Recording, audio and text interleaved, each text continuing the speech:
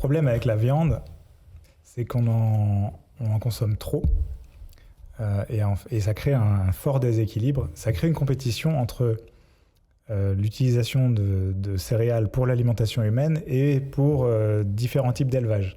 Alors en effet, on considère, c'est des ordres de grandeur, mais que pour 1 gramme de protéines, 1 gramme de protéines végétales produit, il en faut 10 pour nourrir une vache qui va produire 1 gramme de protéines animales. Et donc en effet, ce facteur de 1 à 10, si on l'applique à l'échelle nationale ou européenne ou mondiale, on se rend compte qu'il faudrait réduire assez drastiquement le cheptel, enfin la quantité d'animaux qu'on élève pour arriver à réduire cette dépendance qu'on a aux engrais azotés. Donc il y a ce côté réduire notre consommation de viande, réduire effectivement la consommation de viande rouge qui sont un peu plus exigeantes en protéines. Et il y a aussi favoriser l'émergence de filières de légumineuses qui permettraient justement de valoriser ces protéines végétales bonnes pour la santé en plus et qui ne rentrent pas en compétition avec l'alimentation animale. Et donc en effet, l'élevage, il faut, selon moi, le réserver à la valorisation parce que l'élevage, on en aura toujours besoin pour valoriser par exemple des coproduits de l'alimentation humaine ou des zones de pâture qui ne seraient pas du tout forcément cultivables pour des grandes cultures ou pour des céréales.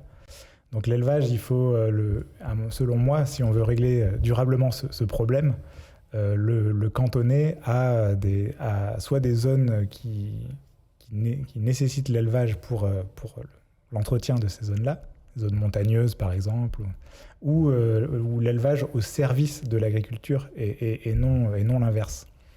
Peut-être qu'une manière de le formuler, ce serait effectivement de ramener un élevage au service de l'agriculture et non une agriculture au service de l'élevage, qui est plutôt le paradigme actuel. Mmh. Et donc, c'est effectivement réduire la part de viande dans notre alimentation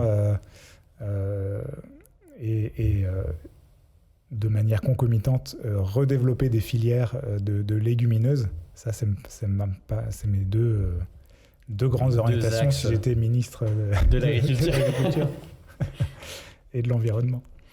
D'accord. Donc, est-ce que tu as l'impression qu'on a fait les 3 piliers ? Oui, alors là j'ai décrit ça de manière un petit peu isolée. Ce qui manque peut-être, mais c'est très compliqué, c'est une vision très systémique de la chose. Et en fait, ce sont des problèmes, les problématiques de l'azote, comme tous les wicked problems, c'est des problèmes insolvables, et en tout cas en l'état actuel des choses, et qui, pour être résolus, nécessitent des modes de structuration en recherche, des modes de recherche interdisciplinaires, parce que pour créer, comme je disais tout à l'heure, une filière de légumineuses, il ne suffit pas de les produire, il ne suffit pas d'agronomes pour produire ces légumineuses, enfin d'agronomes, d'agriculteurs avant tout, mais je parle en termes de recherche.